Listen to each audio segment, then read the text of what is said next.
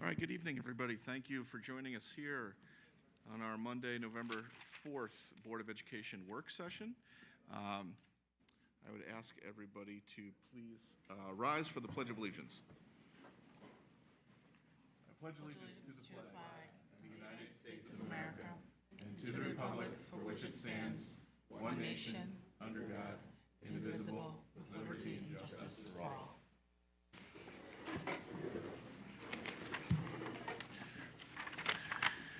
Okay, our first item on the agenda is recognition of visitors. For any items on the agenda or other concerns. Board of Education welcomes comments from the public. Each person wishing to speak is asked to speak in the microphone, identify themselves, and respectively limit their comment to 3 minutes. All speakers are to conduct themselves in a civil manner. Obscene language, libelous statements, threats of violence, statements advocating racial, religious, or other forms of prejudice will not be tolerated. Persons wishing to discuss matters involving individual district personnel or students should present their comments and/or concerns to the superintendent during regular business hours. Do we have anybody who would like to make a public comment at this time? Please, microphone is on the end there. If you could state your name, and it'd be great. Thank you. Thank you. Can you hear me? Okay, good. Good evening. My name is Natalie Wren. I'm a mom of 2 in Cornwall, and I'm a founding member of Mothers Out Front, which is a national climate justice organization. Essentially, we're like a grassroots movement where we're empowering local parents, not just mothers, to work for environmental initiatives at the local level. And since our first meeting with Mr. Day 2 weeks ago, our team, it's fairly new, but we've grown from 5 members to 16, and we're still growing. So I'm very excited to be here tonight to share who we are. The main reason I wanted to come tonight is want to introduce Mothers Out Front to you. I think that will be a really great resource to you and to our community as we, pursue environmental initiatives for our community, but also to share our most top priority with a call to action. So at the moment, we as parents are deeply interested in helping the district meet the New York State mandate for bringing in electric school buses for our district, knowing that by 2035 we need a fully electrified fleet. I know that's a tall order, and we want to be here to help you along the way. So Mothers Out Front has consolidated a lot of resources and to help direct districts to the different funding opportunities that there are. So I'm happy to share that, and a few of our members have already reached out to some of the members of the district. But more importantly, as parents, we worry deeply about our kids' health, and we're concerned about sending our kids and our bus drivers onto diesel buses where gases like nitrogen oxide and benzene are extremely harmful to our health, especially kids with developing lungs and brains, and it can cause asthma and cognitive problems and even cancer. What I didn't know until having joined this organization is that actually inside the bus, the amount of toxins in the air are actually 10 times stronger than the exhaust that's on the outside. So that's one thing we're concerned about. And also, as parents, we worry about our kids' future and climate change, and we know that putting one electric school bus on the road is the equivalent of saving carbon emissions of taking 100 cars off the road. So every time that we purchase an electric school bus, we're keeping the air cleaner, but also we're preventing that harmful decision of locking into 10 years of diesel air going out into our community by purchasing a diesel bus. So tonight I just wanted to share parents' concerns, but also that we do have a few steps that we'd love the board to consider. Through the EPA's Clean School Bus Program, the Cornwall School District is actually eligible to apply for that grant, and we'd be eligible for up to $170,000 for the purchase of a bus and charging infrastructure. And then through NYSERDA, Cornwall is considered a priority district, so we'd be eligible for up to 60% of the incremental cost of the bus and charging structures, which is about $114,000 to $135,000. And then there's also, I'm sure you're already aware of, the tax credits through the Inflation Reduction Act and so forth. And there's also technical support and other free programs that we can kind of help direct y'all to. So there are kind of two steps that I'd like the board to consider, please. Step one, I'd really encourage you to apply for the EPA funding. The deadline for this grant is quickly approaching, January 9. That's something that we'd be happy to help you with, but I think it's something that you could feasibly do. There is a webinar on, I believe, November 18 that kind of spells out how to do that, but we could also help direct you to that kind of paperwork. And then the other, and also just so you know, applying to that grant does not commit us to purchasing a bus. It's just reserving the money that's already on the table for our community. And then second, we ask that you encourage our bus company, West Point Tours, to take bigger steps, put their foot on the gas to move forward a little bit quicker to meeting that state mandate. And I think that's it. I believe that the Cornwall School District can really be a leader in this space, and Mothers Out Front wants to be here to help you along. So thank you very much. Great, thank you for your comment. Would anybody else like to make a public comment this time?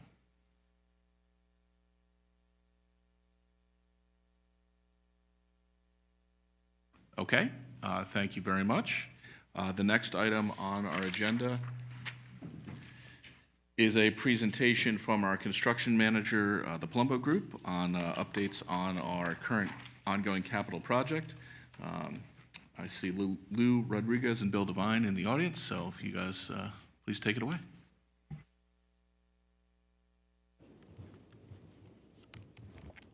Good evening, members of the board and the district office.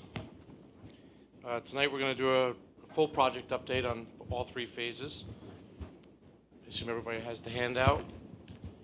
If you flip to the first page, we're going to do a progress update on the schedule budget for phase 1, 2, and 3. Third page in, phase 1 schedule overview. The contractor progress and schedule overview. So phase 1 is complete in its entirety. We just got a punch list on October 23rd that we're currently working through. It's small in nature. We've been working at night to get through it, and we're almost complete. To give you an idea of the scope of work that we did on phase 1, we'll start with Lee Road. New bathroom renovations, new doors and electrical service upgrade. At Willow Avenue, we did new bathroom renovations and doors, new interior storefronts, new stair railings, new loading dock, new stormwater underground piping and catch basin in the parking lot, and the new additional entryway to the auditorium. And at the middle school, lastly but not least, new bathroom renovations and new electrical upgrades. On the next page, you can see pictures of the loading dock in its completed state.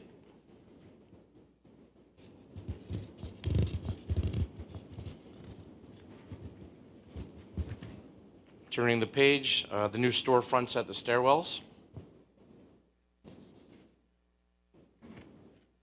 And next, you could see 2 locations of bathrooms that were renovated.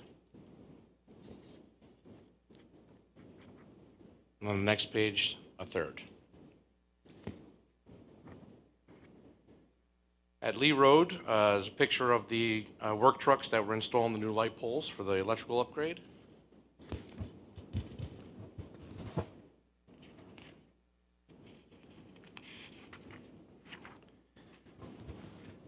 And phase 1 at the middle school, you can see 2 bathrooms that were renovated.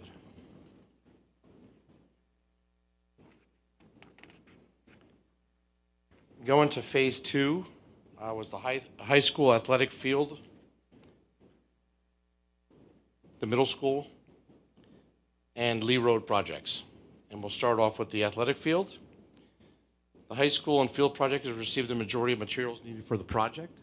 We always talk about procurement of materials, and we've received most of them. So the track and tennis courts, the asphalt and coatings have been completed. Not the track, I apologize for that, just the tennis courts. And given back to the district for use. The retaining wall at the tennis court was installed. The new parking lot at the island is complete for district use.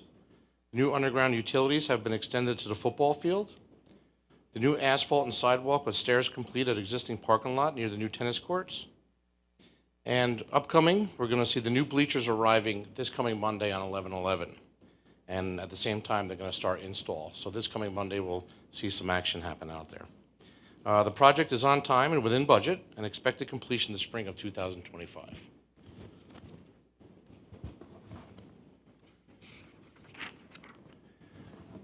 And for phase 2 at the high school, we can see a picture of the tennis courts.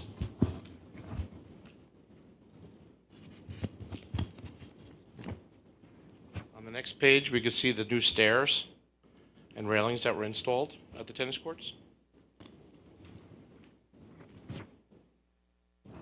The new sidewalk and walkway that was completed between the parking lot and the new sidewalks. The tennis court.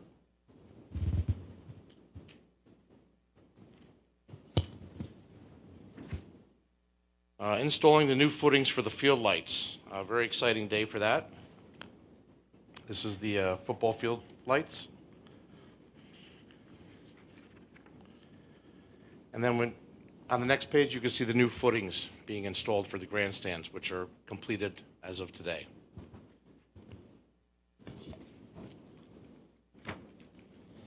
Phase 2 at the middle school. Demolition is complete. The space is complete with mechanical, electrical, and plumbing, which we call MEP roughing. The floors are being prepped for self-leveling. The new classroom is being sheetrocked and taped. The storage room between the classroom and the locker rooms are also being sheetrocked and taped. The start of tile install is expected this month. The new electrical, mechanical units are expected to be installed this month as well. We are also starting to prepare to start installation of the new ceramic tile. The project as well is on time and within budget and expected completion in the spring of 2025. In the first picture here, we could see, Sorry, just, no problem. the ceramic tile is in the locker room. The main area that's being renovated right now in the middle school is the locker room, right? That's correct. Okay. Yep. Is So that your question? the classroom is different. I'm sorry. Yeah, it's part of it's adjacent to the locker room. Okay. So it's kind of one project. When we demoed the old locker room, the new classroom never existed. So we created that classroom out of the old locker room space. Thank you. Thank you. Yep, no problem. So here in the first picture, you could see what's happening kind of in its raw space, starting the framing and plumbing fixture roughing. The next page, we upgraded a new electrical service in that space to a 400 amp panel. It'll be located in the PE office.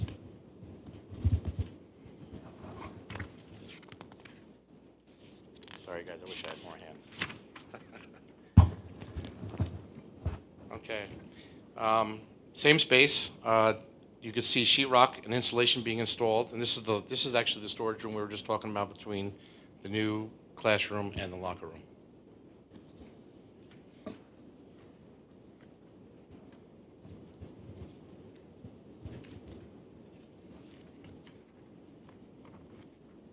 On the next page, this is the girls' locker room being sheetrocked and taped.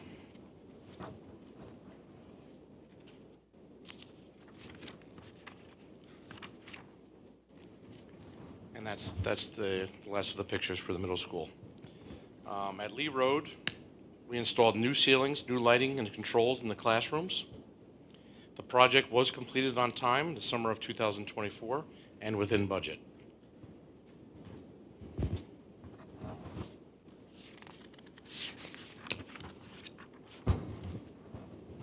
On the page with the pictures, you could see the first picture there on the left is a picture of us in its raw state, the protection, the new ceilings going in, and on the picture on the right is the finished product.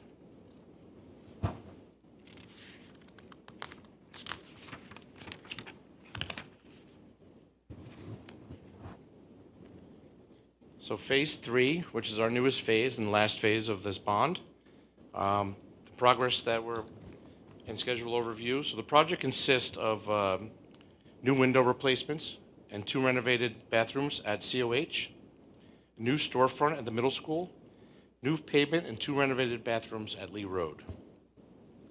So currently, our bids have been received and opened.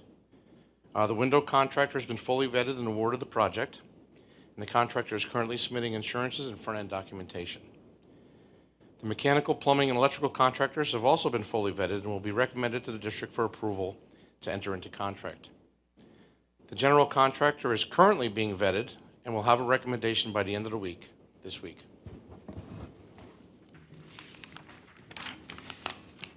Yep, questions? Sure. The classroom cabinets in Lee Road, they were installed, I remember the story, the original shipment never arrived, and we had to go with a kind of like a solution till we get the original equipment, arriving. Have we done anything, or are we still going with the temporary equipment, cabinets and? So the casework for Lee Road, right? Lee Road, Lee was yeah. part of phase one. So we had the contractor back, the vendor back, several times. We did have a deficiency list, which is normally called a punch list, but it was a pre-punch list for us. And we just recently received their substantial completion letter for that.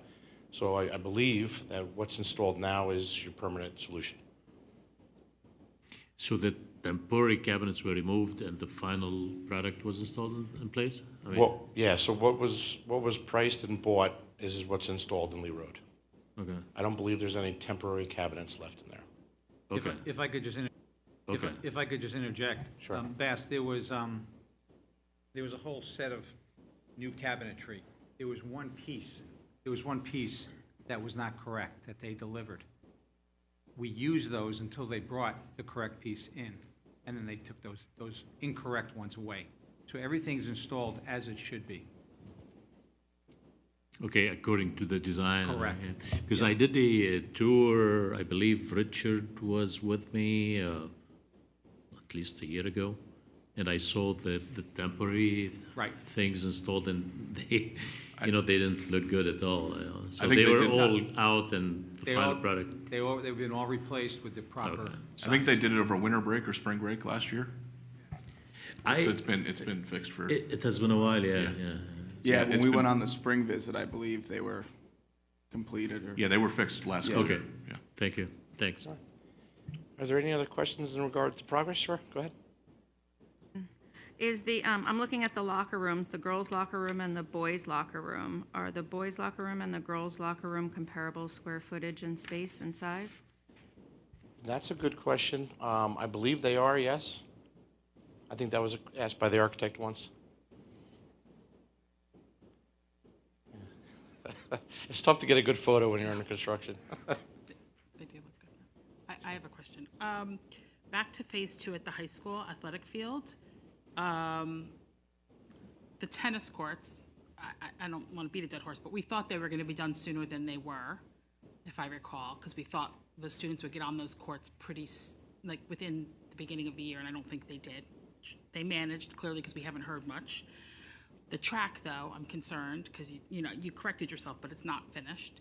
The winter is coming. I don't think you can do a lot of that kind of work when it's really cold. So how are we assured the track is a much bigger entity to manage if we have to go someplace else? Nope, that's a good question. And just to start off with the tennis courts were scheduled to be completed at the end of the summer, which I believe we ran 2 weeks past that due to the coating. So getting the asphalt there, long story short, it has to breathe. All those gases have to come out and get the coating on, which we did pretty successful within 2 weeks.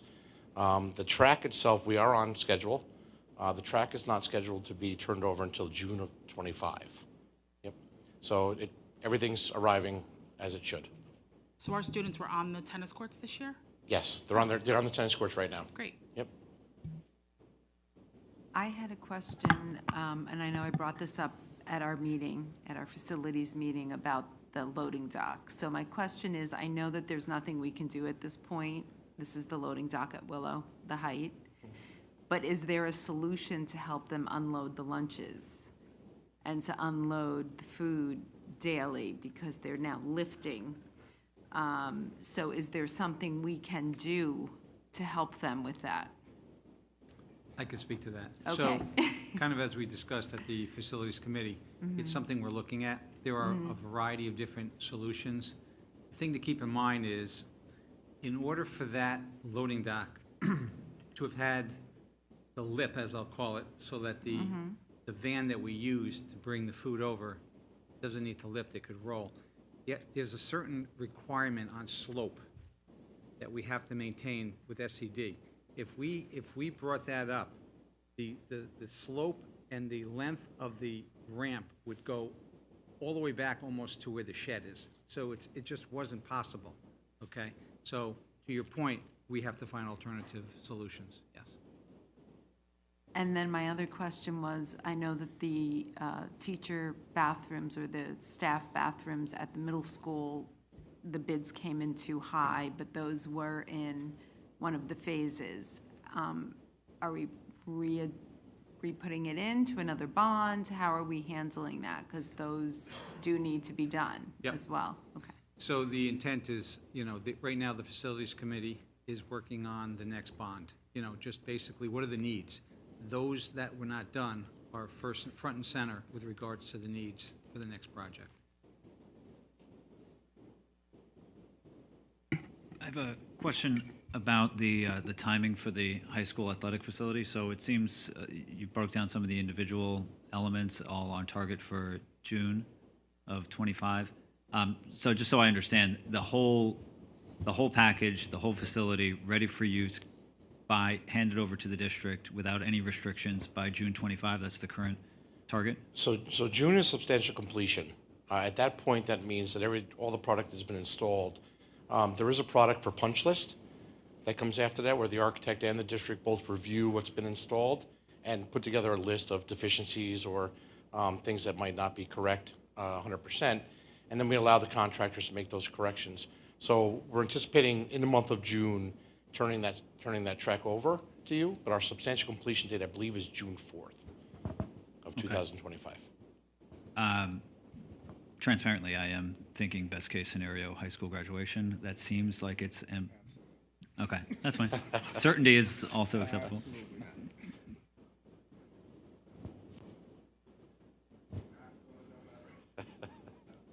Those emails and updates? what's possible. Absolutely not. We'll be right in that bus loop. Let me just circle that. What about the track season? This might be more of an internal question, but how, and if you don't have an answer now, that's okay, but just maybe to put it on a future discussion so that Yeah, have a plan. track season is off the table as well, so substantial completion sets us up for fall 25 sports to rock and roll. So anything that you're thinking spring is an absolutely no. So we would be looking at cross-country, having the first go-around, football, starting to practice. But we'll be able to communicate those plans to the parents and track team and all that. Okay, that's all. I just wanted to. And track's not even worried about the track until winter. Great. Okay. And just to add to that a little bit too, one of the things that holds us up is the track coating. So the track coating has to be installed at 40 degrees and rising for at least 5 days, and there's obviously a setting period to get on there. So that's why spring was kind of pushed for that date. So I'm going to turn the microphone over to Mr. Rodriguez to give you guys a budget update that's on the back of your pamphlet. If there are no other questions for construction? You guys are forcing me to come to meetings. Oh, sorry. Also, it's my fault that this is not on the screen. I apologize to the audience. It was my job to bring the zip drive, and I forgot it. Apologize. Next time, I'll make sure it's here. So the budget summary that you see in front of you is what was also presented to the Facilities Committee. We try to create something that's a simple look, and it gives you a good picture and an understanding of where we are with the project. Upper left-hand quarter is what was approved by the voters, $22,994,338. That is all we can spend on this project and no more. That's it. At the beginning of the project, we really, what we did was came up with a plan of submitting this project into phases up to SED so that it would allow us to start work as soon as possible. So that's why you'll see phase 1, phase 1A, phase 2, and then the last phase, which is phase 3 that we just made a recommendation for. You'll see the phases of work, pre-ref budget, so that the second column really talks to our goals for bidding on all of the phases. Actual, so this is the current running totals, which is the third column, so it tells you where we are today with the contracts. So you'll see each contract, their current contract value, amount over or under what we had projected for pre-ref. Comments, mainly who's doing the work. And then on the farthest right-hand column is remaining allowances that are built into the contracts. That helps us for looking at any unforeseen conditions and whatnot. So you'll see that phase one, we had budgeted $4 million. We're currently running at $4.8 million. We are holding, you'll see highlighted, $90,000. We're still closing out these contracts and negotiating final changes with these contractors. So that really talks to that, and you'll see the contracts that contractors we're playing ball with. United Safety, Profex, DSI, Fanshawe, Nickerson. Phase two, we had $1.5 million allocated. $2.4 million is where we are currently. The big number there is the windows at COH. And again, the remaining allowances that are built into those contracts you'll see on the right-hand side. Phase two, you'll see $4.9 million was budgeted. We came in at 4.7, or 4.9, 4.2 is where we came in. We're 746,000 under that number. You'll see the players there, remaining allowances. The athletic field, we budgeted $7.294 million. We came in at $7.284. So we're about $9,500 under budget on that scope of work. The one thing I did not change that was agreed upon at the last facilities that you guys are going to go with an upgraded scoreboard. So you see I'm holding $115,000 for what we had budgeted during the referendum. I say still to be awarded. We want to negotiate that final number for an upgraded scoreboard, and that's going to be another $30,000 on top of that number. So I'll update the spreadsheet, and it'll show that final negotiated number for that scoreboard. I'm sorry, did we already vote on that? No, that's Okay. on later on Okay. today's agenda, so Okay, you great. can queue us up for that. But Thanks. the committee did recommend that we do that. The facilities committee recommend, which will be part of our discussion later, but that's later in the agenda, is to award that, discuss it. Which is and why I'm award it. still holding the 115 Correct, until yeah. we get the official from you guys. I promised you we'd get you a vote one way or the other tonight, and Yes. we've got both on the agenda, and we're going to vote on one of them. Great. Phase three, we had $1.9 million budgeted for the site work at CLE and at the middle school. We came in at 1.169, $828,000 on the budget there, and we do have a contingency. You'll see on the right-hand side, and allowances that are built into the contract, we still are holding $330,000 for unforeseen conditions for the work that's still ongoing. On top of that, you'll see I have $150,000 that I'm holding in a construction contingency. That just is another security blanket, so to speak. So that brings us to $20,089,674 on the hard construction side.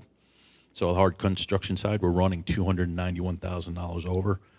On the incidental budget side, we budgeted $3,196,000. Currently, we're running at $2,492,000, and you'll see the breakouts there of actual numbers. You'll see the actual contract with the architect, actual construction management fee, and what we're actually running with actual numbers across the board there. Total project costs, we're running at $22,582, so we're running at about $412,000 under budget right now, including the $330 and the $150 of contingency. So I think we're in a pretty strong position as we move forward. Again, when you guys are talking about the scoreboard, that's going to be an important part of that conversation. Everything here we're taking into consideration, again, as Bill said, we're looking to be completed by the end of the summer of 2025, and then we move into the fall with any final tweaks to their HVAC systems and whatnot that are being installed. But, any questions on the budget? Yeah, thanks for the presentation. Phase 3, the difference between, as you categorized the pre-ref budget and awarded contract is substantial. I mean, what's the reason behind the difference? On phase 3? Phase 3, yeah, the very top of Well, the page. the low bidder came after it pretty aggressively. If you looked at what we try to do, when we budget, we would hope that we're right in the middle of the game on bid day. When you look at the bids actually went from 1.169 to over $2 million. So you got an aggressive contractor, local, understands your district. They went after it. We have other contractors that don't know your district, a little further away, and they didn't come after it as aggressively. So that's really what you're seeing there. Okay, thanks. The catch that comes with the lowest bidder, I mean, was that looked at like very carefully? I mean, I can underbid everybody and give you like a horrible job, for instance. So we go through a pretty thorough vetting process. We do a page turn. It's not just a simple conversation. They come to our office. We go through the plans and specs and make sure they understand the full scope of work. We also try to understand, the low bidder here, Van Etten, we've done quite a bit of work with them. So they do understand the job. So yeah, we spent time with them, vetting them. Yep. Lou, thank you. This is great news. I don't want to look at a gift horse in the mouth. I just want to make sure I understand some of these numbers. So it seemed like we saved a lot on the incidentals. Yeah, so the big one on the incidentals was the bond financing. That was going to be my first question. Yeah. So why was that just zero? Like what was the context there? So this is something when we plan for referendums, I always put a number in there for capitalized interest. So it's really paying your interest during construction. Some districts will actually use the bond as their funding source for that interest payment. You guys have actually been paying it out of your general fund and will continue to pay it out of your general fund. Got it. And the only other one that jumps out at me, we had put aside $75,000 for required independent testing, and we didn't spend that. How required was that independent testing if we didn't do it? So I have two comments on the right there, included above under hazmat. So when you look at the 50, 75, and 75, currently we're at 228. So those numbers for hazmat monitoring, the required testing, the required exploration, and we're also required to have, based on, we're over an acre of disturbance, we have SWIP, regular SWIP, someone's coming here once a month. They sign in and really talk about how the site is how we're dealing with things on the stormwater side. So that's... So just so I understand, it's covered just under a different category? Correct. Got it. Correct, yeah, that's why it said included above. Yep. Got it. Great, thank you. And just for clarification, my recollection during the facilities meeting was that hazmat monitoring, I made a note that you were, the awarded contract, you were negotiating or questioning that? I wanted to sit with Harvey and go through... But that's not, so that number may potentially be lowered from that 228. That number would not go up. Potentially, it could come down, yes. Thank you. Depending on what was tagged to it. If I could just interject here. I'm confident that that number is correct because I was instrumental in paying it. But with that said, the reason that it might be higher than budgeted for, you have to keep in mind that we did a lot of work inside walls, plumbing, electrical, and so forth. Depending on what we find when we open up the walls, we found certain instances where we needed to bring in and have the abatement company test it. There was a lot additional testing, and there was, in some cases, we had to actually abate. So that's part of why we have that. And again, that's why we have the contingencies in there as well. Yeah, and that's a good point, Harvey. When you look at phase one, part of why we were over budget was once we did the exploratory, we had a lot more asbestos than we had planned for. Even something as simple as when we took the casework out at each one of the elementary classrooms, the sink itself had to be abated. So we had to actually tent off the area just to abate a sink, which is crazy to think, but that's how we had to treat it. And we found that out after the referendum had passed. Any other questions for Lou on the construction budget so far?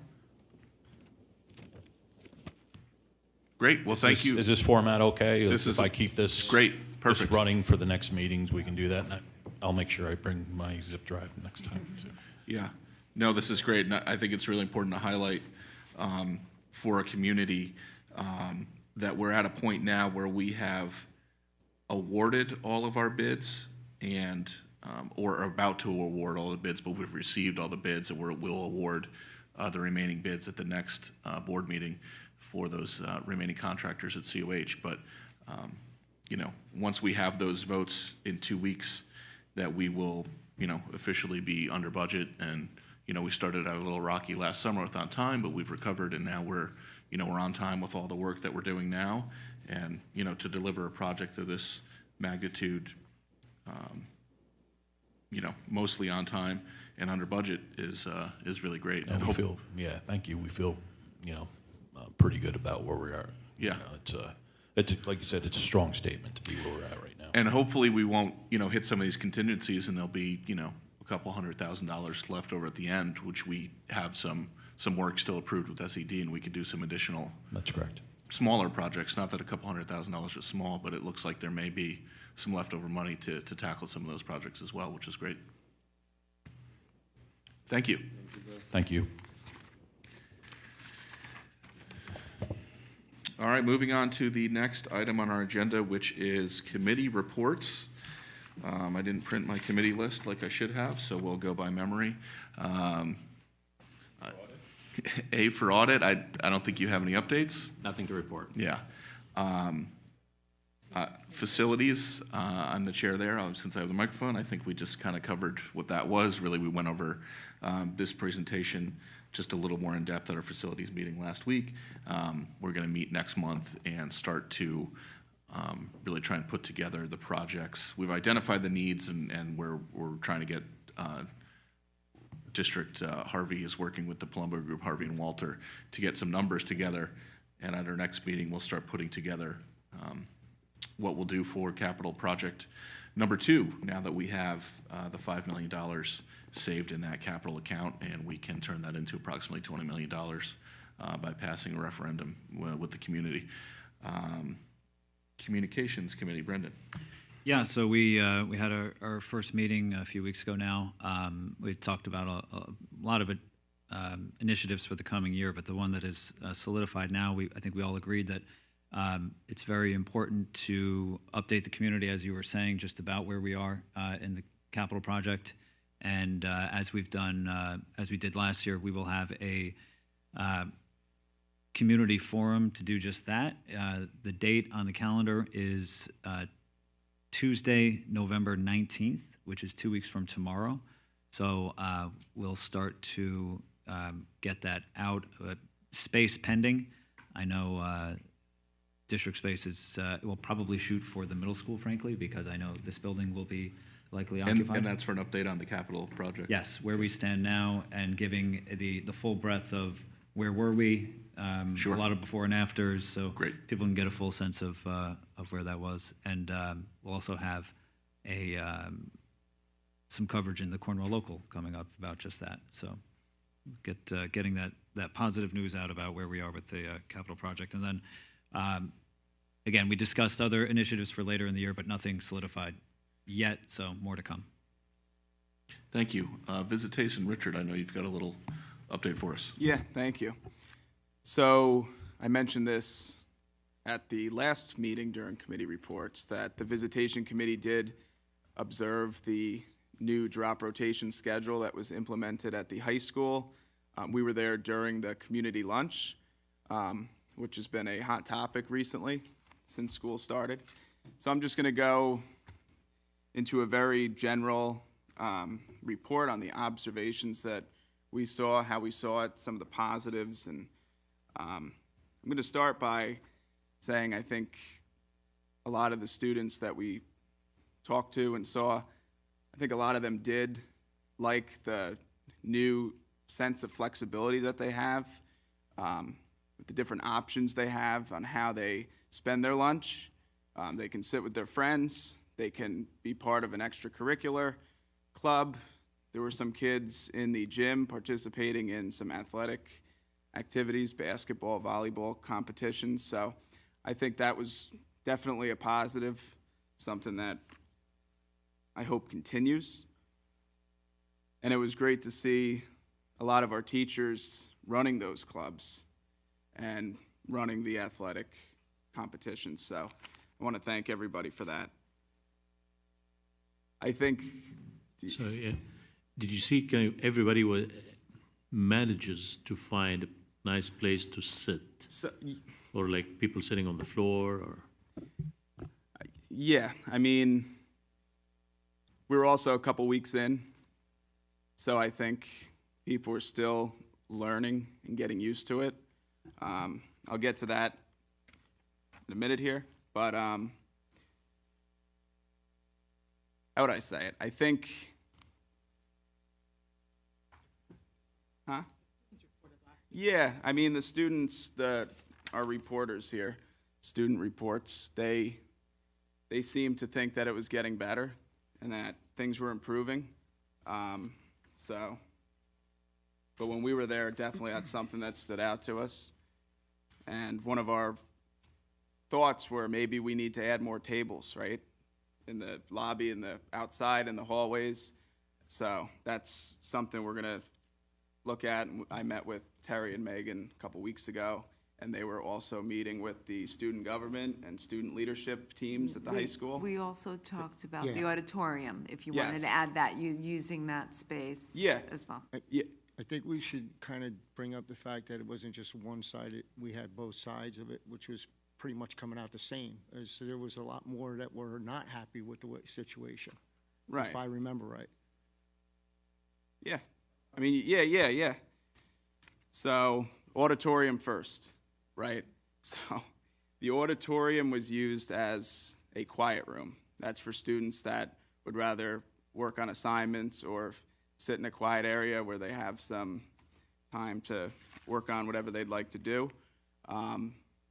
I think there's a way maybe to utilize that space a little better or more effectively, especially when the weather's not going to get better, it's going to get colder out. You're not going to be able to eat and sit outside. So maybe that's something that they talked about in their meeting, but we thought that might have been a good way forward, a good recommendation.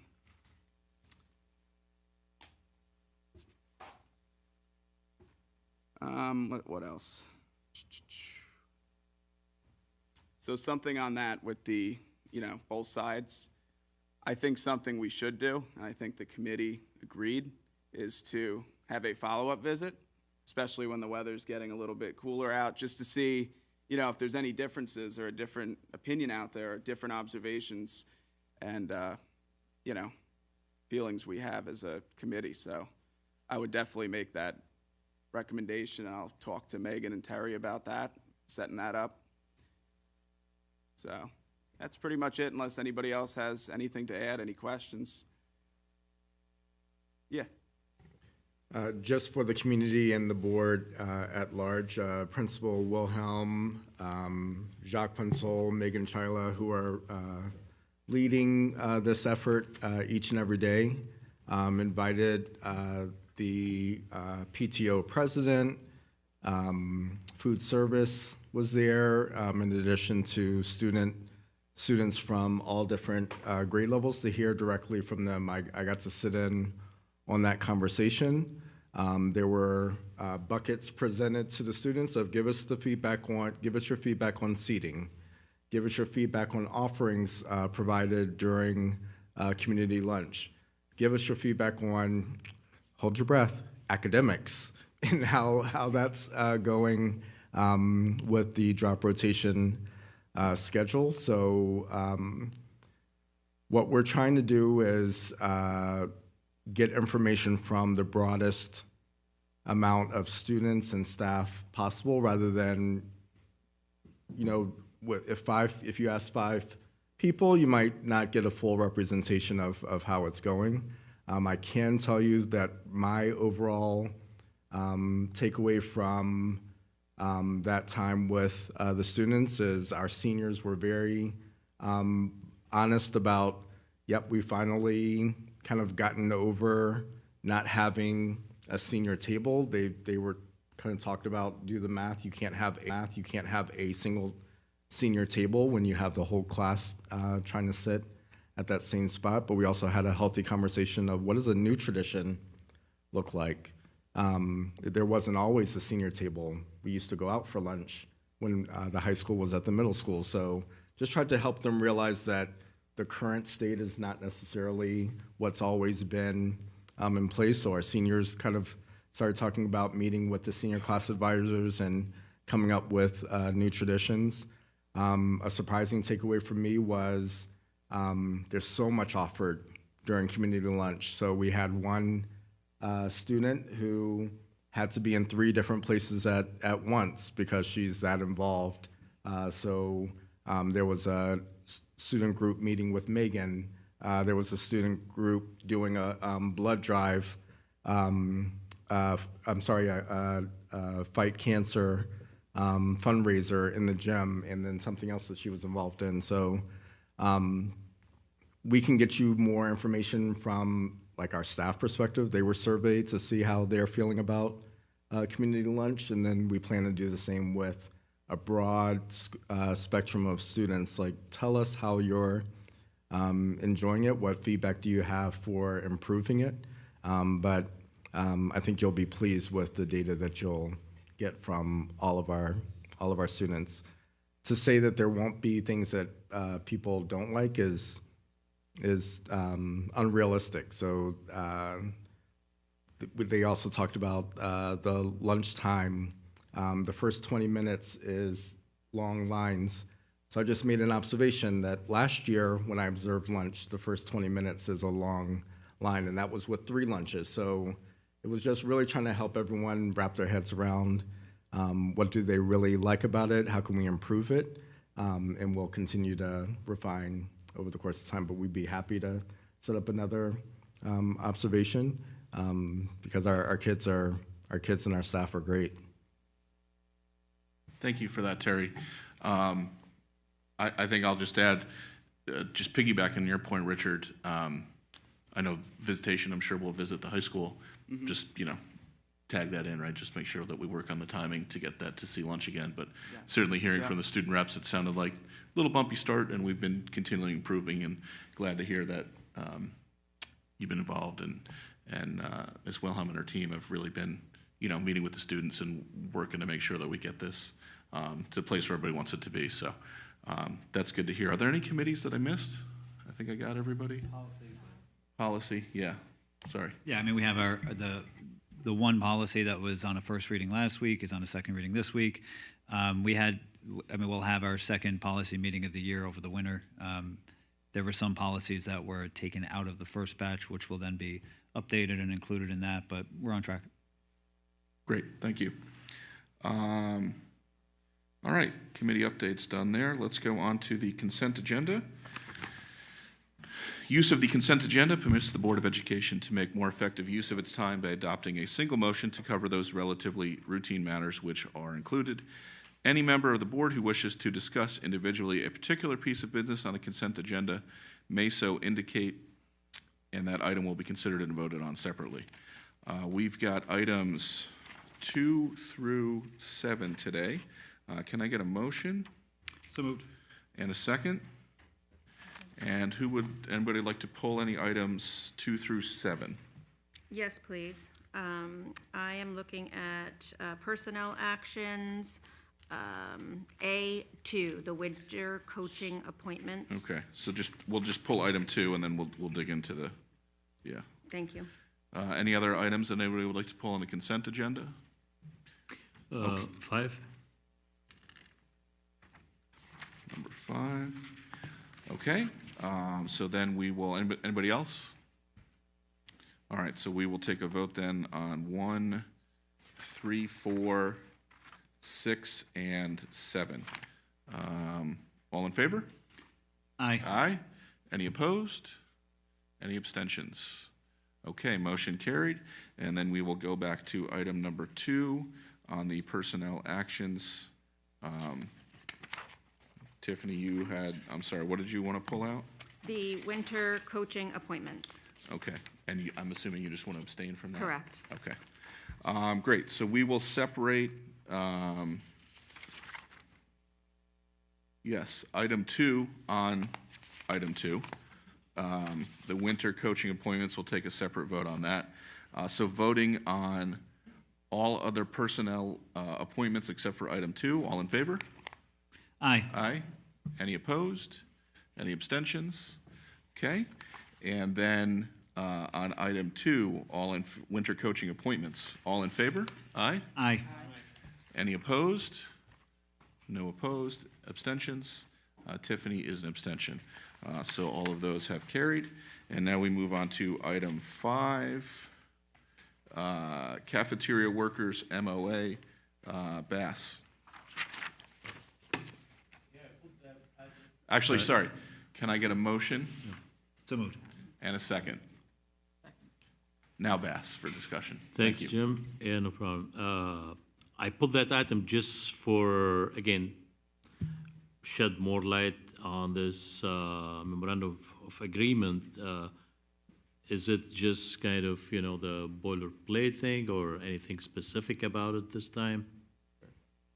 So this particular MOA is with our cafeteria unit. As a result of the drop rotation schedule and the community lunch, there's additional work being under the responsibility of our head cook. All of that's happening at one time versus spread over 3 different lunches. This is to address that impact for the head cook only. Thank you. Okay. All in favor? Aye. Aye. Any opposed? Any abstentions? Okay. Thank you very much. That brings us to the end of our consent agenda. Next item, item F, old business. Scoreboard discussion number 1. So I will kick that off, being the chair of the Facilities Committee. Last time we discussed the differences between the Daktronics, what I'll call a more traditional scoreboard, very similar to the scoreboard that's currently at the middle school football field. And then we discussed the digital scoreboards, the fully digital video scoreboard, and the differences there at our last meeting. And we decided to just sort of put a pin in that discussion and revisit it as we got the bids back on COH to see, hey, do we have the actual money? The cost is about $20,000 on the scoreboard itself, and then an additional approximately $20,000 for cabling and other infrastructure work. As you can see, we came back, and we have approximately $400,000 to $410,000 under budget, I believe, in the presentation we got from Palumbo. So 412, there we go. We, as a facilities committee, the unanimous recommendation was to approve the digital scoreboards product, the fully video scoreboard product, since we had that extra budget. Eleanor?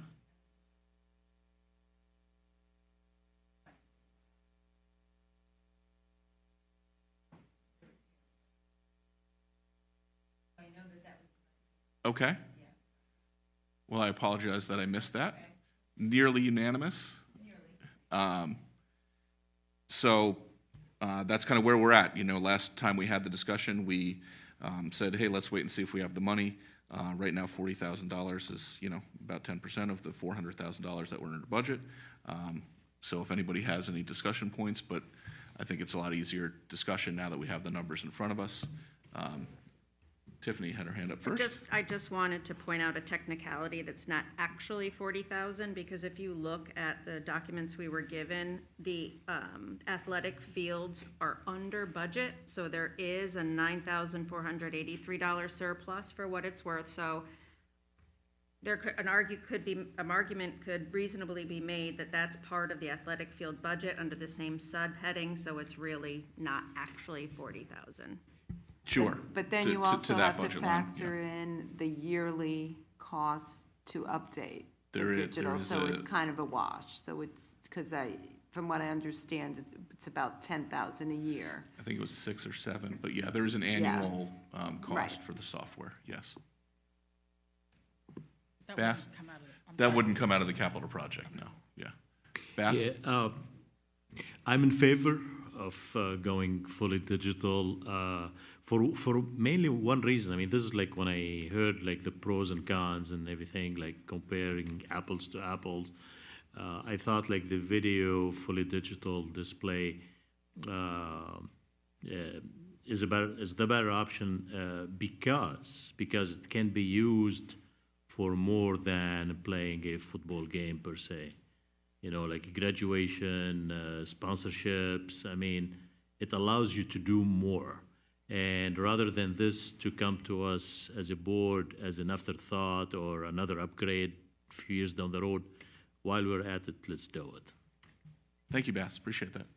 Brendan? I just want to understand the numbers. We keep saying that it's a $40,000 difference, but then the difference in the resolutions is only 20,000. So the scoreboard itself, the quote from each provider, which includes all of the infrastructure, the footings and the steel that it's erected on, is $20,000.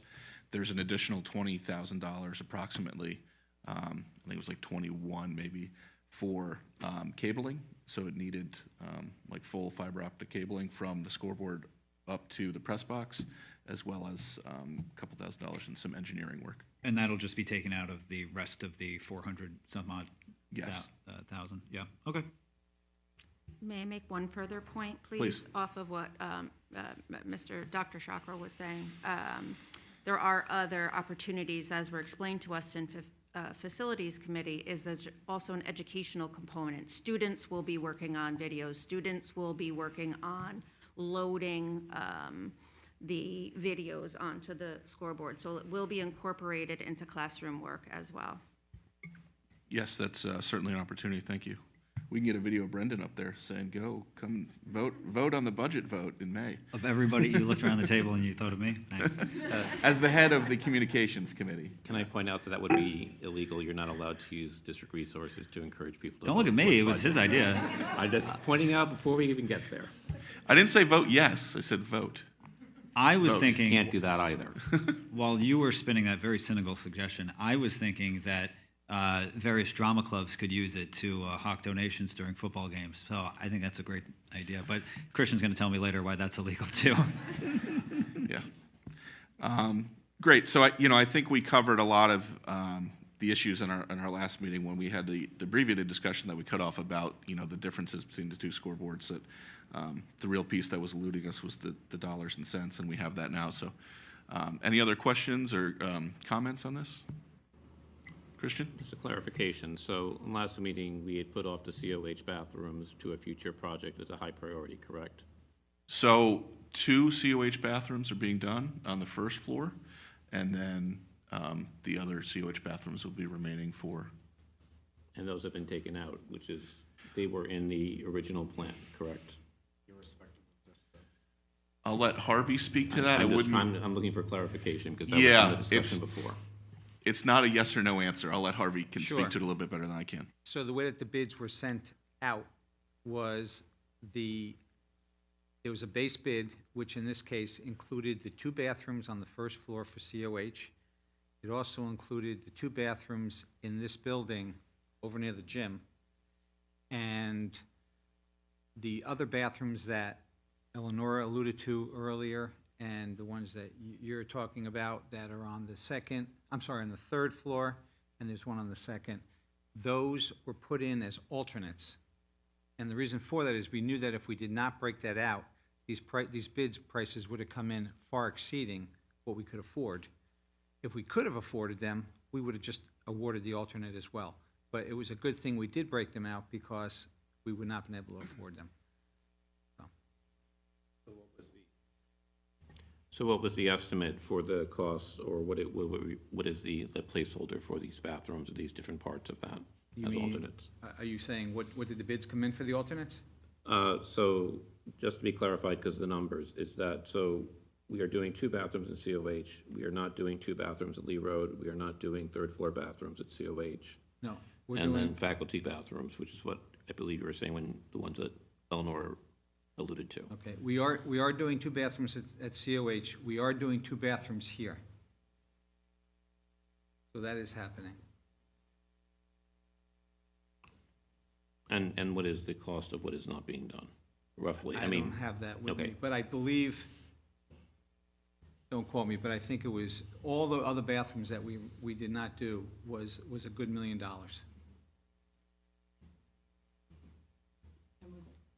Was that before they knew about the asbestos and all of that? Because that was what. No, that's all factored in. But I It is? mean, of Okay, I was course- just curious, But yeah. of course, you open up a wall, and It's you gonna don't be know. more, We have old potentially. buildings, yes.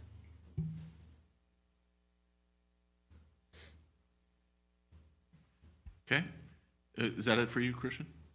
I mean, it clarifies it for me. Okay, so, great. Thank you. Any other questions, comments? Okay, so I think we're ready to vote, and let's make sure we're crystal clear on what we're voting on here. So, item 2, we'll take it in order here, is resolution number 1, is for Daktronics. That is the lower price scoreboard, yes? I'm sorry, that's already in the budget though, right? That's already, That, I don't want to complicate things, but can you turn your just microphone, yeah. whether we vote on this or not, that one was the one that would happen. This is the one that we would vote on as being different? The answer is yes, the money is in the budget for the digital one, but this actually is awarding it to the actual company. Okay, got it.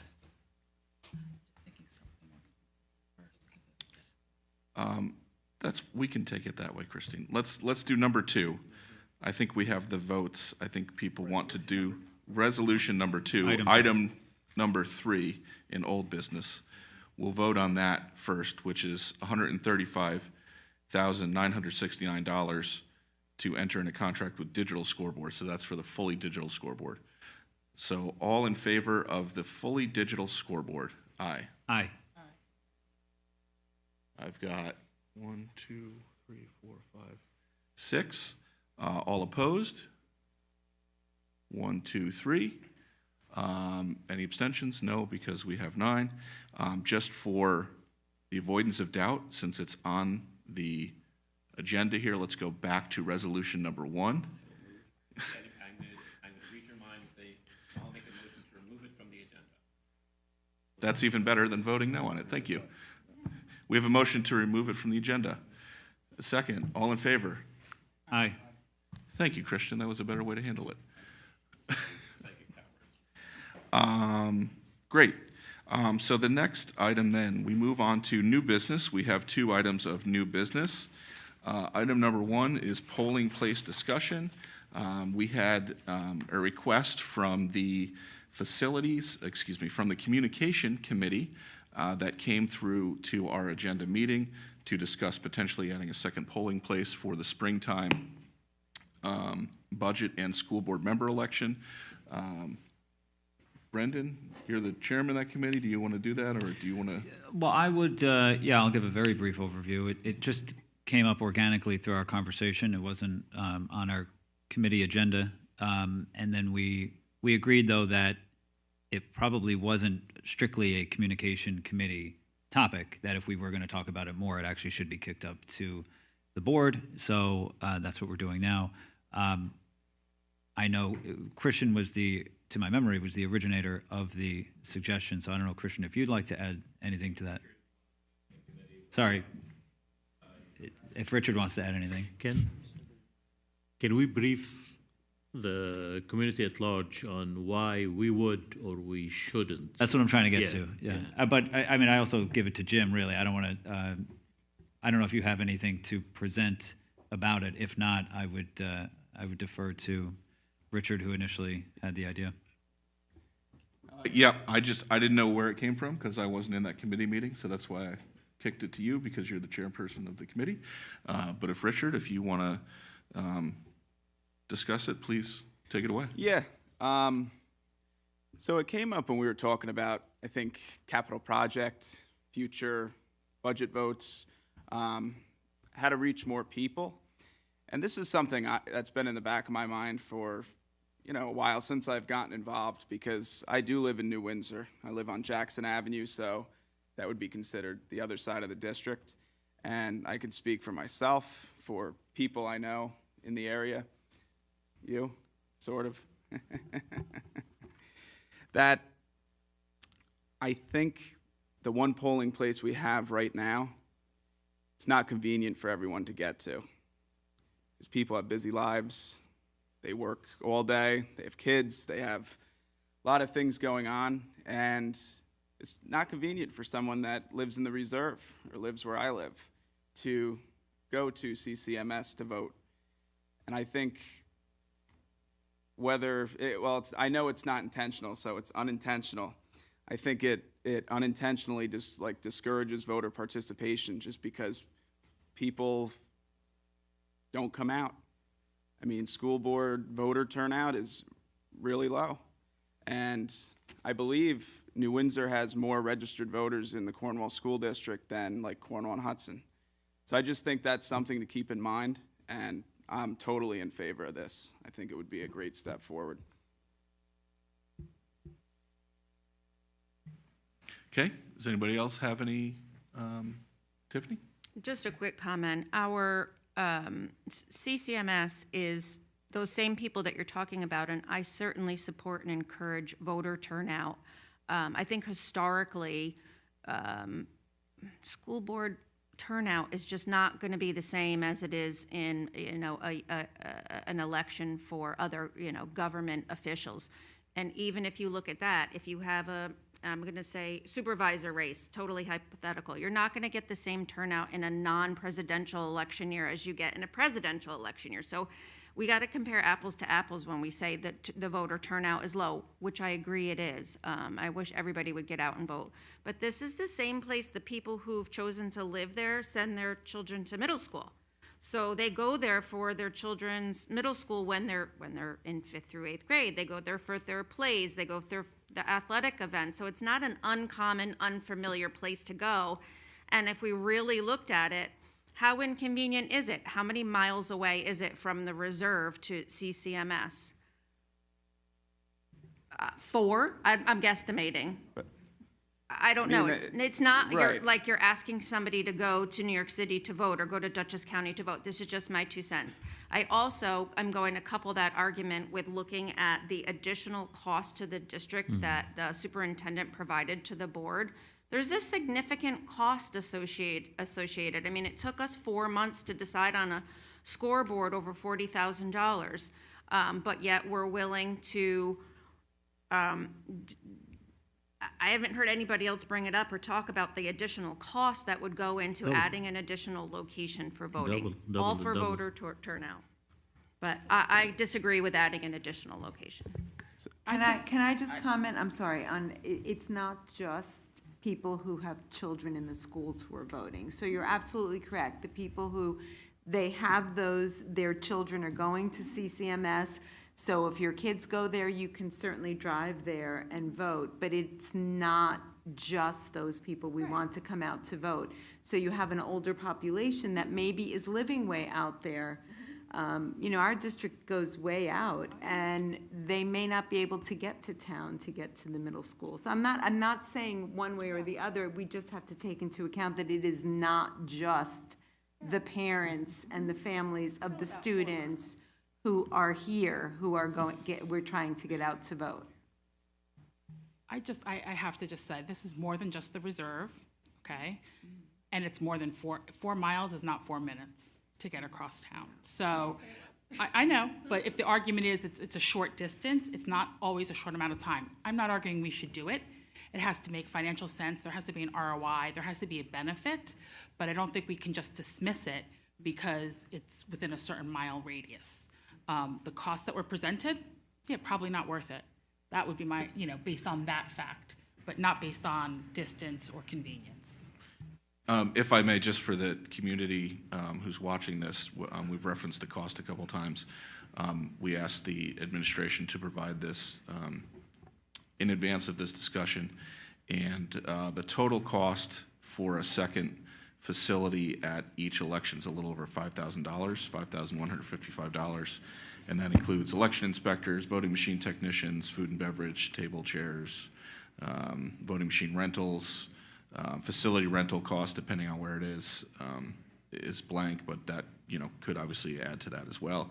And if the budget does fail, which has not happened recently, but there'd be a second vote, so that would be $10,000 for, both votes inclusive. So just information to share for those that don't have it in front of them. So there's your 40,000 for the scoreboard. I'm just interjecting a little humor here. If I could just, the only other thing that I just asked the board to consider, and again, I'm not like Eleanor one way or the other, is the logistics. So we have quite a time getting all of the people in place in one location. We have only one person who's really kind of overseeing everything going on. That's been Harvey all these years. So just imagine splitting that into two and all the coordination that would take. The logistics side, I just ask everyone to keep top of mind with regards to what does that end of night look like, to really bring everything together, to tabulate the votes and not have it go into the next day. Is just something, and again, I'm not weighing in either way. It's just there is a logistical side to things going on with the size of our district. Bass? Very quickly, I don't see enough justification for this idea. I mean, always like innovation is good, like you're proposing something new. But again, it's kind of, cost and benefit if you want. I mean, actually that applies here. It's not going to be free. The way I looked at the numbers that I believe Terry provided, it's like you just double. I mean, the amount from 15 to 30. I mean, if I'm right. So the cost is a factor. And again, I mean, for the community living in New Windsor, I mean, sending their kids to the district, like it's not, it is convenient to send the kid to learn, but it's not convenient for me to go just one time a year to go and vote. I don't see the point. I'm sorry. Thank you, Bass. Christian? So I'm going to divide this into two pieces. One is just the kind of engage with the cost question. And then secondly, because I'll talk about the benefit, because I don't think we are fully looking at that. So let me just look at the cost question. Let's just start off with just Newburgh has 9 polling locations. Wappingers has 6. They're not 9 times larger or 6 times larger. So the numbers quoted are basically assuming the ask is for, let's set up the New Windsor early voting location with exactly the same resources that have been running for 2-hour lines, and let's double that. You have overcapacity in your voting place. I have talked to many of the poll workers who both work the regular polls for general elections, as well as our polls over many, many years. And I will not, since they're not here, I will not quote them, but they would, I think, put a much lower number on what it would needed to run 2 poll locations than what was cited for us there. And it just reminds me of a previous discussion about AP Calculus, where the ask was for 1 class, and then the number given for us was a full FTE. And so, like, if you want to, in a sense, redefine it, you're always going to make it larger.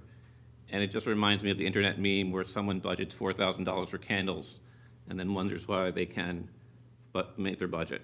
So I realize it's not going to persuade anyone, and I can go through the individual costs of the machine and talk about what is a poll worker, because it's $200 per poll worker, and the DM and the food and all the other things like that, and say, well, that's not really what the real number is.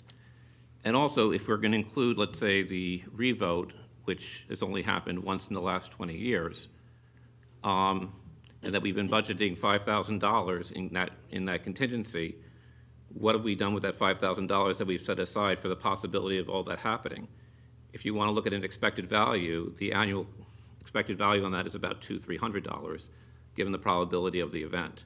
So in budgeting, that money has gone back into the budget. And so the point about that, I don't think that's a proper way. It's like looking at your allowance for doubtful accounts and accounting and assuming that 100% of your accounts receivables will not be paid, and therefore creating a 100% allowance. And that does not seem to be how an accountant would budget for that, for, let's say, a legal contingency or for unpaid debts or things that have a probabilistic aspect about the future. But I realize that, talking about those details is probably not going to convince someone who's convinced. So I'm going to talk a little bit about just why I think the benefit for this. So as you can see, we use the middle school, which of course, as you can see, is in the geographical center of the district. Irony, it's not. And if you look at, and this is based upon the Board of Elections, the precinct data to show where voters are actually in the district, we have about 2,400 in Cornwall and Hudson, approximately 3,500, a little bit about, in what you might call Firth Cliff or the Upper Village, and then about 6,006 on the western side of the district. So how can we see what, if you're talking about one polling site and you wanted to actually make it convenient for everyone, there's an obvious location that is, and the obvious location for one site would be the high school, not the middle school, because that would actually not only be the geographical center of the district, it also would be the center of the population in the district because of the distribution of the numbers. But I looked at something else over the last 20 years, which is how do candidates do when they come from different parts of the district? And this is not about the candidates, but this can show you what is the distortionary effect of having the polling place in a particular location. So if you look at those three zones, the village, the upper village, and then the western Cornwall, New Windsor, and Woodbury, and you look at candidates that have come from that, well, the score for the people on the west side of the district is 8 wins and 14 losses. For the upper village, it's 15 wins and 3 losses. For the village, there's 16 and 5. That's a pretty big disparity, and we've been talking a lot about, disparities and how it looks in the district. Now, here's the thing, is that of all the people who have won on the western side of the district, only one person has been reelected in the last 20 years, where virtually everyone who has run in a different part of the district has been reelected pretty much as long as they wanted to run. And if I was like a political scientist and I was saying, where are you going to put a polling site, I would say this looks like a lot like you are putting a big thumb on it.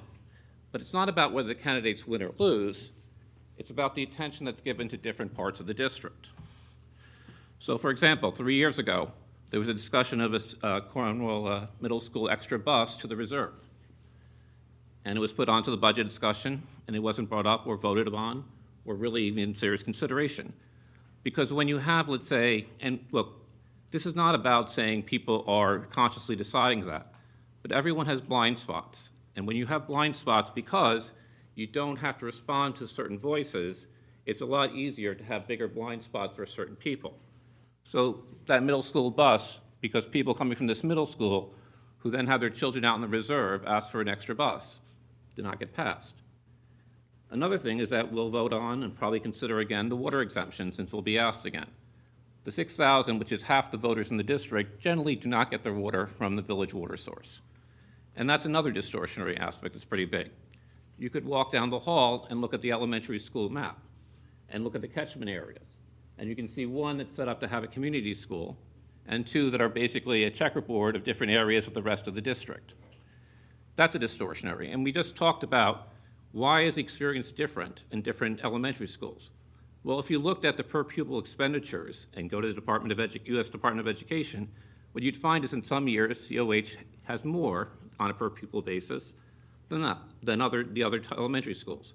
Now, that's not intentional, but that's because when you have a certain catchment area and the population changes and you have the same or more or less allocated resources, that goes up. And then here's some examples of just, let's say, the failure for attention. So when the district put up signs announcing the budget vote, how many signs did the district put up outside of 9W? 1. For the 6,000 people who are on the western side of the district.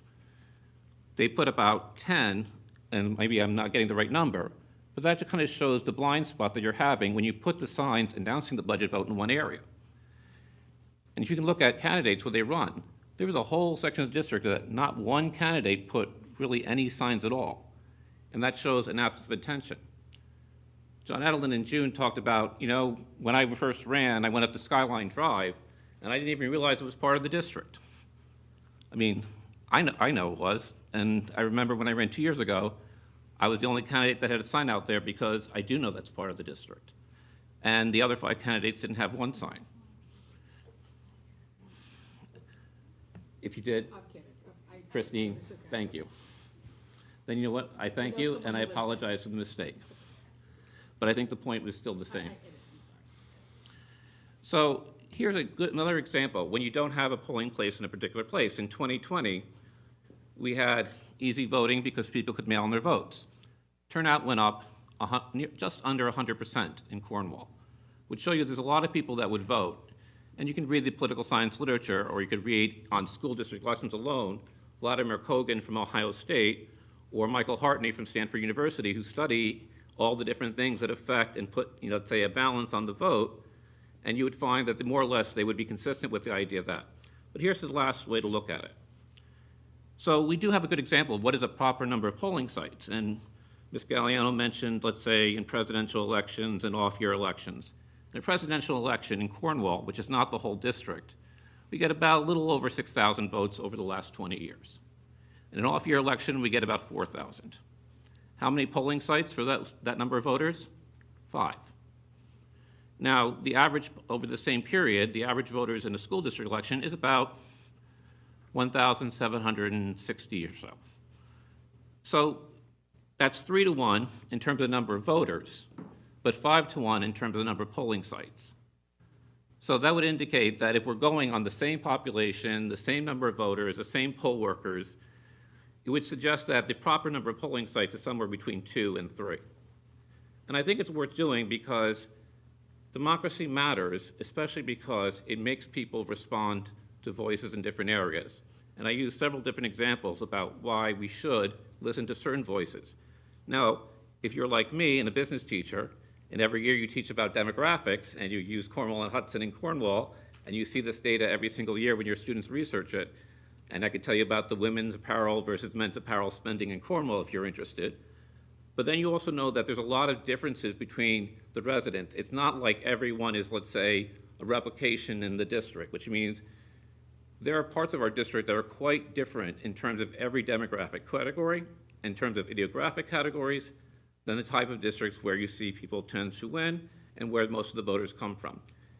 And if we were, we could prove this because we could look at the poll book, and just by looking at the street names, you would see probably the undercount in terms of, let's say, why more people vote here than another place. So that's the reason why I think it's a respect for the voters. And I'll just point, just to compare numbers, since we did that, talking about other small costs.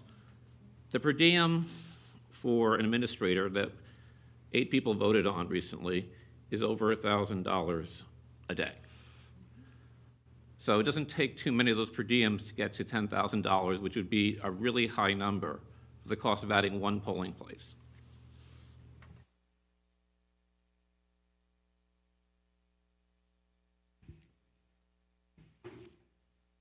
Jim, I'd like to just ask a couple of quick questions. Are there minimums required for staffing a polling place, and is that what's reflected? Because part of my thinking is, if we have 2 polling places, then we would expect that the vote share at each place would be ideally split evenly, right? If you're placing them correctly, so that you don't need to double your resources, that you could have less resources at each place. But I don't know if that was factored in. Yeah, something that makes Harvey is, he looks at what is the budgeted amount that he's comfortable presenting. So there's too many what-ifs here. Harvey's going to approach this from, we have no idea how many voters are going to turn out at Bethlehem Church versus CCMS. It could be a 10%, 90% split, but Harvey can't guess that there's going to be 10% cost needed at one location versus the other. So in order to give a sound recommendation to the board, that's what he did. It's not him trying to influence a vote or anything. It's the way Harvey approaches sound fiscal, which is why we've never been in fiscal stress while he's been here. So we don't know. We'll know a lot more year 2 of looking at actual turnout and things of that nature, and we could adjust. But until then, we know what success looks like at one location, so we would replicate it for 2. Brendan, if I could also add to that, those that are advocating for another place are also indicating that it would draw more voters. So, again, we don't know how many, but we have to anticipate. And the last thing I think we want to do, at least initially, is to have a long line out the door. It'll just disenfranchise people from coming back the next year. No, I agree with that. You don't want to launch it and it's a disaster. Right. It's really a self-inflicted wound at that point. Yeah, I mean, I think I agree that having a second polling place would help lower the friction for people who live in the reserve. I know from my own experience knocking on doors out there, it is a harder ask to get people who live in the reserve to vote versus people who live in my own neighborhood, which is much closer to the middle school. And those tend to be, I think, anecdotally, I don't have hard data to back it up, but the reserve attracts a lot of families who are in the district or in that neighborhood to go to the district, and they also therefore have kids, and it's just generally harder for them to get around. So I think that, and we do have a district that is growing in that direction. And I think that you look at something and say, will this district do this eventually? And I think, yes, we will almost certainly do this eventually. Then the question is, should we do it now? That's where it becomes a little bit more nuanced and you start getting into cost and everything. But it might be more helpful to just think of it in terms of like, this is where we are going, and I think this is where we should go. And I think if part of our goal in every budget season is not only to get out as many voters as possible, but also, frankly, reach those that we know do support schools and trying to make it easy for them to vote. I think that there are probably a lot of votes in that area. So I think this is sensible. I would like to see the number come down, but I understand everything that Harvey said, and I agree with that. You can't go halfway and then it's a disaster. Then you've just shot yourself in the foot. So I don't know where it goes from here. I don't really know. Well, I've got a few questions that I've jotted down, some things I want to research, some things I want to ask the administration. So I don't know that we have enough information, and this is just a discussion tonight. I don't think that there's certainly no time sensitivity. Right, there's certainly no time sensitivity to this that we need to act on it tonight, I'd imagine. Can I just ask a question? Given the map, pretty much, that Christian presented, if we can't go with 2 polling places, is it feasible to switch it to a more centrally located, like do it at the high school instead of the middle school? Okay, I would just throw my 2 cents in. I would be very cautious about changing how we vote, just because it is so ingrained in people's minds. They go to the middle school. I think that might have unintended consequences. I think you keep one and you add another. In my view, that's the best approach. I would agree with that, Brendan. I mean, I think we could, but I think that would be a poor idea. Because those numbers are astounding. The amount of people that are further away from where we are currently voting. Yeah. So, as I said, I have a few questions that I would like to ask and what I would like to research. I'm going to do that. We'll revisit this at a later date. I think that ultimately I think the strongest point you made, Christian, is we want more people to vote. We're all believers in democracy up here, and the more people that we get to vote, the better. I'm not sure that that if you added a second polling place, you would see a substantial increase, but I could be wrong. It could be something that we do on a test basis. Say we're going to do it for 2 years and then compare the numbers, and and see. And if it doesn't, substantially improve, then we don't have to continue it in the future. So that could be one way forward too. So I guess if anybody has further questions as they reflect upon it, Christian, if you want to email out some of that, demographic data that you shared. I will give you and then the source as well if people are interested in the committee. Obviously. Is your mic on? Just Yeah, for the I YouTube. hit it off and Yeah. then on. So, obviously, it's a dry erase board. I would gladly provide the supporting information. I think you probably. You didn't erase it already, did you? Well, I just added some zeros to some numbers, but no, but this is on the Board of Elections of Orange County website that goes down to the ward level. That's how you can look at the distribution between areas. That's the basic source. So I gladly will share that information with people. And I will just, can I make one last point? I know I talked at length, but just one last thing. One thing we know that's going to be happening next May is that the construction on the Main Street Bridge is going to be ongoing. And that's a profound blockage from anyone who is west of the traffic circle at Quaker and Main Street. And that will be under construction in May of next year. Is the bridge slated to be closed at any point? I So don't know. they took down one lane and then they have to take the other lane. If you look at the county website that's working on it, it will be under construction during that time. And But it's So my under point is that- construction now, but it's open. it's open, it's down to half, it's even tighter.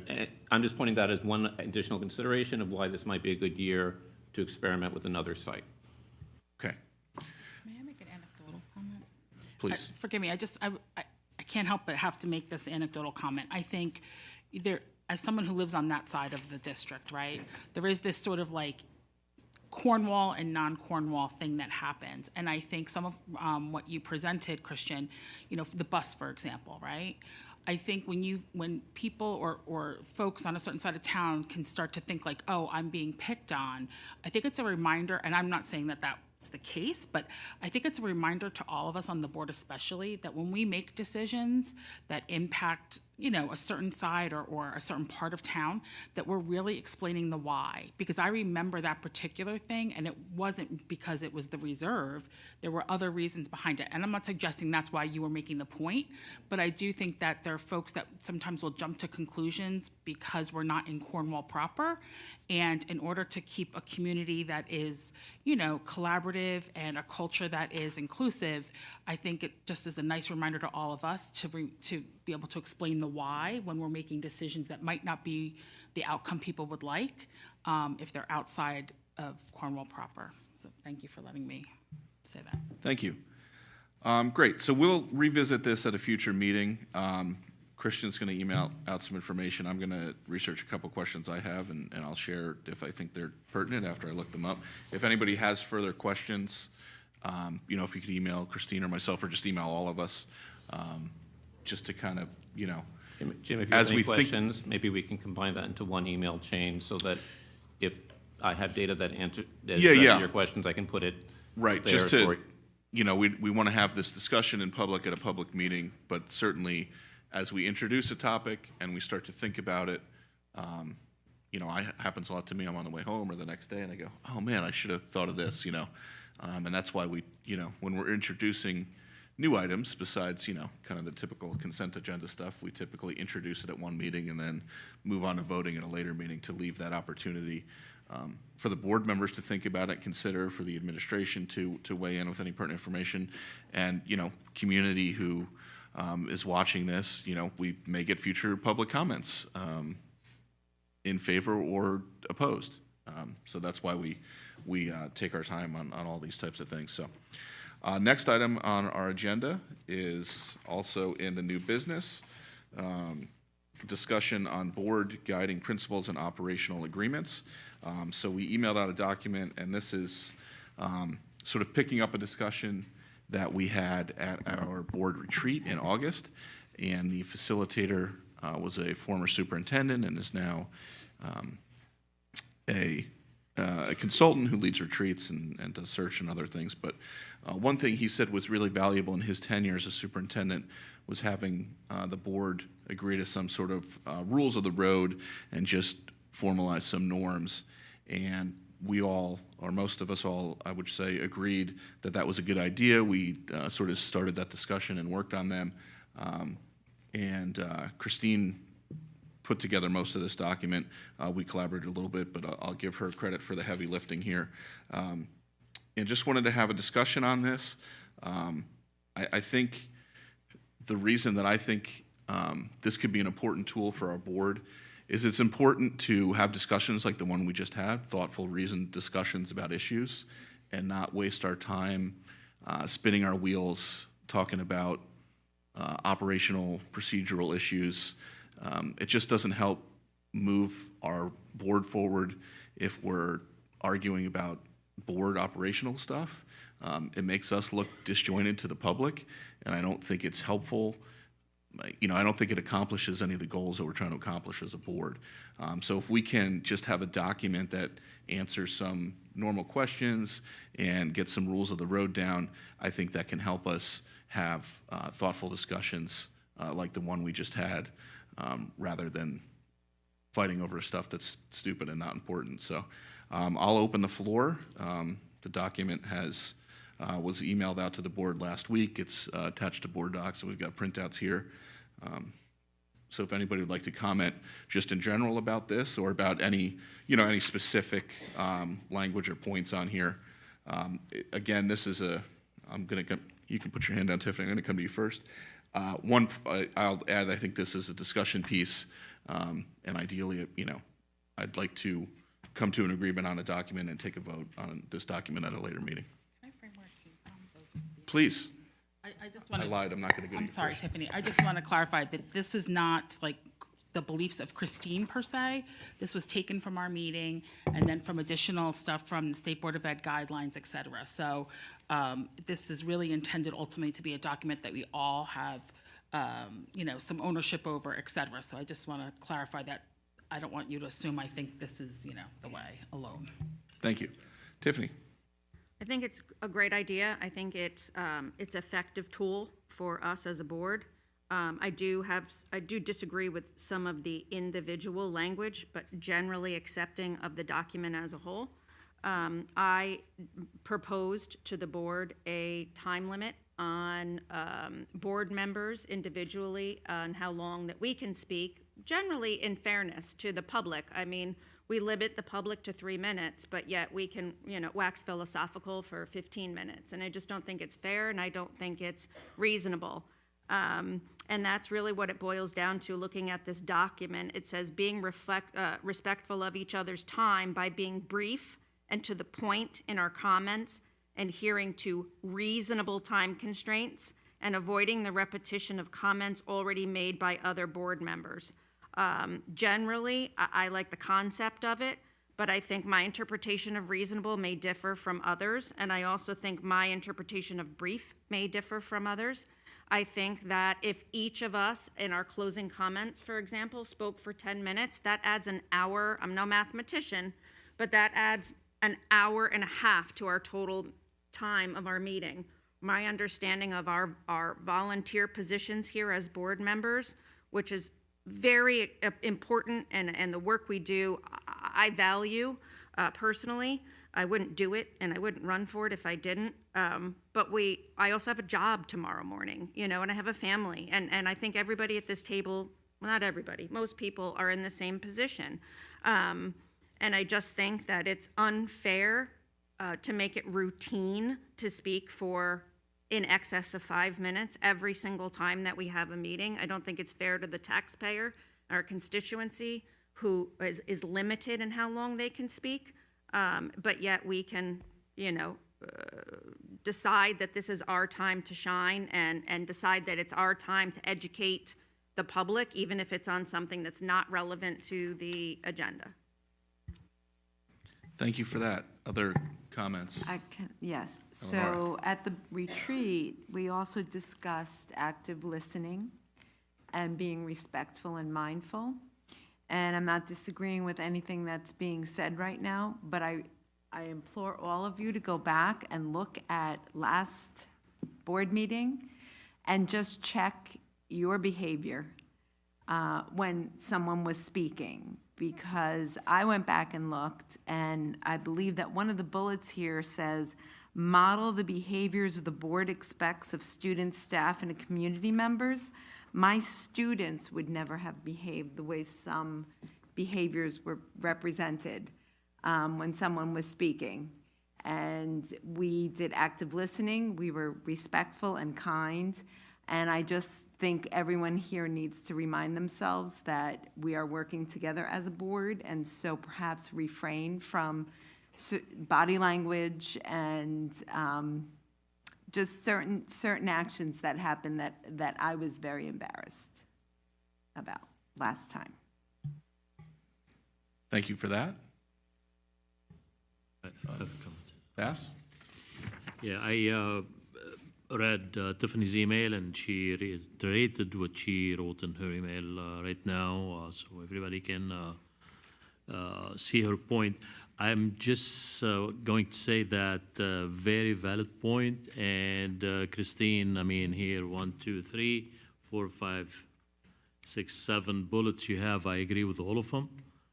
We can easily make them 8 by adding Tiffany's comment to it, because none of these 7 points do cover what Tiffany mentioned. Flip it over. She read from a point on the back. It's over here. The fourth bullet down. Right here. Okay, yeah, I mean, yeah, but that, right, so what I'm saying is, make it 8 points right there. It's a very valid point. Okay, thank you. Other comments? Carl? Yeah, I just wanted to go back to what Tiffany was talking about before, be respectful of each other's time by being brief. I think that's something that we have to start doing. I get it. I mean, I get it. You have something out there you want to put out there, but then after a while, after sitting there, 5, 10 minutes of this, it drifts. So I just think that that's something that we should look into, especially the fact that we're asking the citizens to come in and giving them 3 minutes and then cutting them off. And we don't do the same to ourselves. Thank you, Carl. Christian? So first of all, an observation. The average length of the last 4 board meetings in the public session has been 1 hour, 3 minutes, which by any Cornwall standard or any school board standard is incredibly fast. And that even with longer comments by certain people. And I suspect that I'm that person.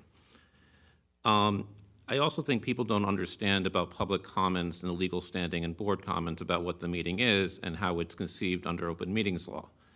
The public has no right to speak at the meeting. They have a right to observe the meeting. We can decide to allow public comment. The only thing we're not allowed to do is that if we allow public comment, we cannot have, let's say, viewpoint bias. We cannot just allow people who like us and throw us bouquets to have longer time and then end the meeting when people are saying things that are critical or we don't care for. That's the basic law on that. Here's the thing. The meeting is to allow the public to observe the rationale and therefore the reasons for things. And that is why sometimes things need to be explained perhaps at length, at least according to the opinions of certain board members. But here's the other thing. The reason why you have perhaps unlimited time or extended time in your comments is because there is no opportunity to respond. And that is why you have more time, because you might have to anticipate. So at last board meeting, there were 2 people who kind of made a comment piggybacking, I believe, on my comment, but I don't have a chance to speak, and that's why the order matters. To make so order doesn't matter, you allow people to have their time to speak. Other people have dedicated time to speak. The president certainly does in most meetings. The superintendent does. If you put a watch onto the meetings, you would find that the student representatives who are reading a script, almost certainly written by other people, is significantly longer. So if the concern is with the length of the meeting, there are many, many opportunities to do that. But what's important is the public can see our reasons for making our decisions and allow us to explain why we vote or why we are looking at things in a particular way. And that is why Amartya Sen, the Nobel Prize winner, says the most important part of democracy is the transparency and the ability to criticize public officials. And so, look, I can do better. I was not happy about certain things because sometimes you have it in your mind, it sounds better in your mind than when it comes out of your mouth. And that's something we can do. But I can also say that I am happy that there are people on this board who have a different opinion than I do, because I do not want to have everyone echoing my opinion. That is not my idea of a perfect world. We are a diverse community. We are a community of many different viewpoints, and I'm glad that the board reflects those diverse viewpoints and allow us to deliberate and to observe that. So that's just my point about, the length of speaking, and I will try to do better. And I will also say I am one of the few board members who did not decide to speak at all at least once in the past year, not just to have some time, and if you look back last fall. But I also want to address the bigger point, but let me stop here, but I would like a chance to speak again, but I'm going to stop so that other people who want to comment on the overall policy. So this had iterations, so these weren't all my words, because I do, in some ways where we say avoid repetition of comments already made, I do sometimes feel like as a board member, even if it's been stated, I feel a responsibility to state my opinion or rationale for the public for the sake of how I'm going to vote. So I don't want to, yes, sign off on this, and then you're going to hear me repeating something and I'm going to be guilty, right? So within reason, but that would be my only call out, is that I feel like otherwise I'm just sitting here voting and nobody has a rationale or context for where my mind is for what they like or don't like about how I'm representing them. Sure, and again, these, I don't think we need to necessarily get into individual language on these right now. We can do that via email. This is certainly a board retreat type topic, so I think legally speaking, we're well within our purview to workshop this via email. I don't think anybody wants to have an executive session to do that. I think we would prefer email to go over word choices. I think there's a difference between, hey, Bass made a really great point. I agree with that point. To make a brief 30-second, 1-minute rejoinder, I think that's what you're talking about, rather than just Bass made a 5-minute comment. I'm going to repeat everything he said for 5 minutes. Those are two different. And that's just what I want to highlight Right. for folks, Yeah. right? Like, that's the nuance of this, is that it's not in stone, it's the guidelines. Right, and these are not, this is not law. There's no tickets issued. There's no fines. Nobody goes to jail. These are just ways to think about working with each other in the most effective manner. Brendan, did I see a hand raise? Yeah, I'm trying to be mindful of all of these points and avoid repeating all of the comments that have been made but also, Christine, you bring out a great point, because also sometimes it's good for the function of the meeting to signal to the others that you support a certain position, because then it becomes, especially sometimes we feel our way to the vote and maybe we pull something, and so it does have value. But yeah, I mean, if you're just repeating what has been said, if it's not clearly, I think we all know, I'm saying this for the other 8 people, or I'm saying this for somebody who's watching on YouTube. If the answer is I'm saying this to be seen saying it, then you probably shouldn't say it. But if you're saying it to advance something at the table, then you should. So I agree with that. If I may just yeah, please. It's very important, and you, as the president, if you're unsure of, is everybody in agreement? Yeah. No, it's very like helpful. head nods are good to know, should we vote on this and Yeah. stop talking about it, or do we need to discuss further to further work towards consensus? So there's actually, Yeah. is a time and a place. Yeah. One other point that I want to bring up. Well, first of all, I do generally think that Tiffany's point is spot on about, I like the symmetry of the 3 minutes. Again, these aren't hard rules. We don't have a counter, going on the wall for the public, and neither would anyone have it for us. But I would guess anytime you go beyond that, it could probably be an email later to the board. And I that's not to say the longer public or longer board comments have been useless. And I find them often very interesting.